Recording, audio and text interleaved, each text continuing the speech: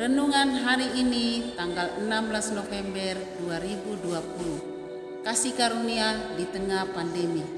Bacaan firman diambil dari 2 Tawarik 15 ayat 7 dan Lukas 17 ayat 11 sampai 19. Tetapi kamu ini, kuatkanlah hatimu, jangan lemah semangatmu, karena ada upah bagi usahamu. Dalam perjalanannya ke Yerusalem, Yesus menyusur perbatasan Samaria dan Galilea. Ketika ia memasuki suatu desa, datanglah 10 orang kusta menemui dia. Mereka tinggal berdiri agak jauh dan berteriak, "Yesus Guru, kasihanilah kami." Lalu ia memandang mereka dan berkata, "Pergilah, perlihatkanlah dirimu kepada imam-imam." Dan sementara mereka di tengah jalan, mereka menjadi tahir. Seorang dari mereka ketika melihat bahwa ia telah sembuh, kembali sambil memuliakan Allah dengan suara nyaring, lalu tersungkur di depan kaki Yesus dan mengucap syukur kepadanya. Orang itu adalah seorang Samaria. Lalu Yesus berkata, "Bukankah ke-10 orang tadi semuanya telah menjadi tahir?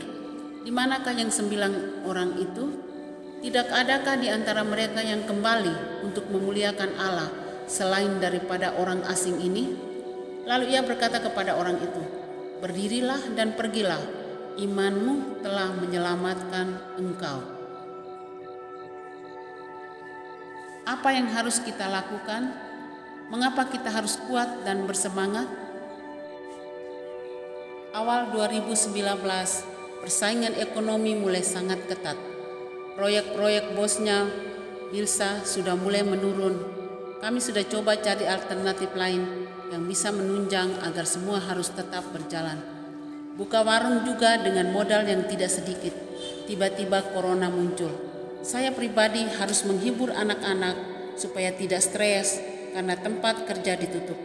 Buka warung di rumah tidak laku, tetapi puji Tuhan, Tuhan buka jalan lewat teman-teman pedagang langganan stik. Tiba-tiba pesan 40 bungkus. Dan sejak saat itu kami mulai melakukan apa yang bisa kami kerjakan.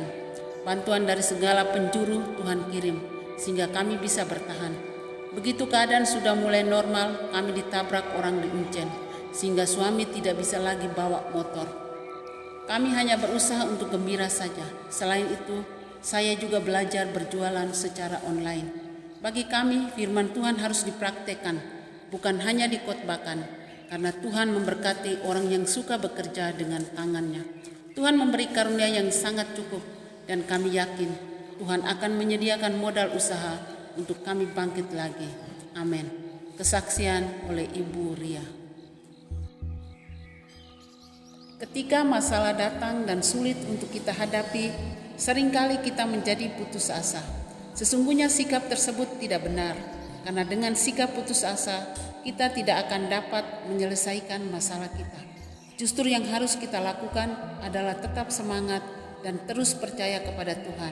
Seperti kisah 10 orang kusta yang telah dipulihkan oleh Yesus. Kisah tersebut terdapat di dalam Lukas 17 ayat 11 sampai 19. Ketika kita berseru kepada Tuhan untuk memberi kekuatan dalam menghadapi semua pencobaan, percayalah Tuhan Yesus akan memulihkannya.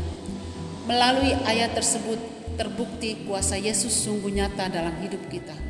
Maka dari itu ketika masalah datang, jangan takut dan putus asa. Berserulah sama Tuhan, Dia pasti membuka jalan bagi kita. Marilah kita berdoa.